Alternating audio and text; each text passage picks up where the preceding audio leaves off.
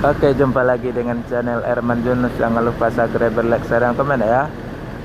Rosalinda lagi memasuki barang ke tempat bagasi ya. Penumpangnya ramai banget nih karena ada pertengahan puasa loh. Bus sudah 2 unit standby di loket Rosalinda KM10 ya, Jalan Lintas Timur, Palembang. Penumpangnya lumayan ramai ya. Dah masuk ke barang ke bagasi, sebentar lagi memasuki tempat duduk masing-masing ya.